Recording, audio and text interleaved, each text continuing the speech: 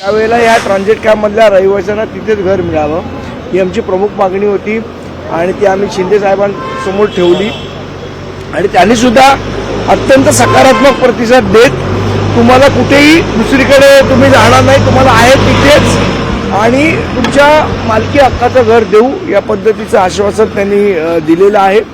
त्याचप्रमाणे दुसरा विषय होता तिकडे ज्या बिल्डिंग्स आहेत ज्या जुन्या सरकारी अधिकाऱ्यांनी बांधलेल्या त्या बिल्डिंगच्या संदर्भातला विषय होता की त्याची जी डेव्हलपमेंट होती त्या संदर्भात लोकांना काहीच माहिती नाही आहे। याही संदर्भात त्यांनी संबंधित अधिकारी जे आहेत त्यांना फोन करून त्या संदर्भातल्या सूचना केल्या, आमच्यासमोर सूचना केल्या आणि अतिशय सकारात्मक अशी चर्चा झाली आणि त्याच्यावर निश्चितपणे तोडगा निघेल असं साहेबांनी आश्वासन दिलं। सध्या एकनाथ शिंदेकडे जे नाराज अनेक पक्षातले लोक आहेत त्यांचा भेटीगाठीचा ओघ वाढलेला आहे आणि अशात तुम्ही आल्यामुळे तुमच्या बाबतीतही अनेक चर्चा होत्या। नाराज नाहीये बरं, आणि मी लोकांची कामं घेऊन गेलेलो आहे तिथे। पत्रकारिता देखील विषय होता, तोही सुटला का याच्या संदर्भात? त्या पत्रकारितेच्या संदर्भात 29 तारखेला एक मिटिंग झाली, तिथे त्यांचा विषय मार्गी लागलेला आहे जो मागच्या वेळा आम्ही घेऊन आलो तो त्यांचा विषय मार्गी लागलाय म्हणून आज फक्त जे बँड्रा आणि म्हाडाच्या संदर्भातले विषय होते ते घेऊन आलो आम्ही। राज ठाकरेंनी जे ट्विट केलंय पुण्यातील भोर इथल्या प्रकरणात असीम सरोदेंनी त्यावर टीका केली।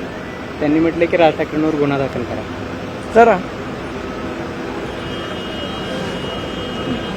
ठीक आहे, थँक्यू।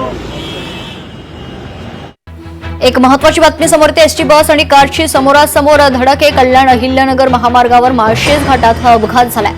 घटनेत 4 जणांचा जागीच मृत्यू झालाय तर 3 जणांची प्रकृती गंभीर असल्याची माहिती आहे। अपघातातील मृतांची ओळख पटवण्याचं सध्या काम सुरू आहे।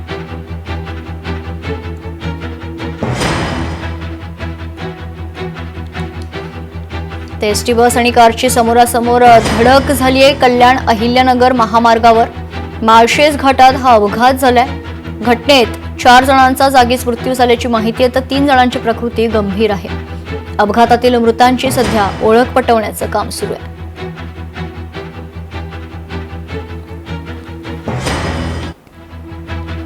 एक मोठी बातमी समोर येते। एकनाथ शिंदे संजय दिना पाटलांनी एकाच गाडीतून प्रवास केलाय। संजय दिना पाटलांच्या पत्नीचा अपघात झाल्याची माहिती आहे। मुंबईतील फोर्ट्स रुग्णालयात सध्या त्यांच्यावर उपचार सुरू आहेत तर संजय दिना पाटलांच्या पत्नीच्या प्रकृतीची शिंदेंकडून विचारपूस करण्यात आली आहे।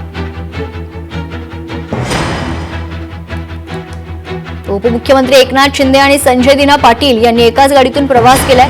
तर संजय दिना पाटील यांच्या पत्नीचा अपघात झाला होता आणि त्यानंतर मुंबईतील फोर्ट्स या रुग्णालयात त्यांच्यावर उपचार सुरू आहे।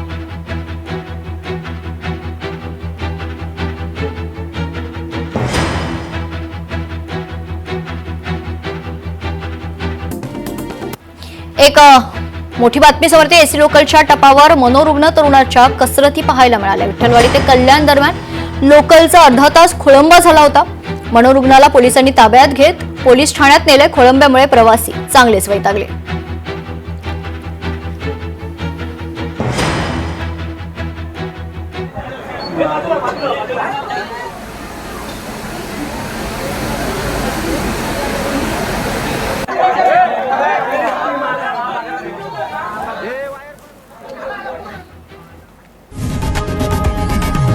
लोकशाही मराठी ऐका, पहा, जागरूक रहा।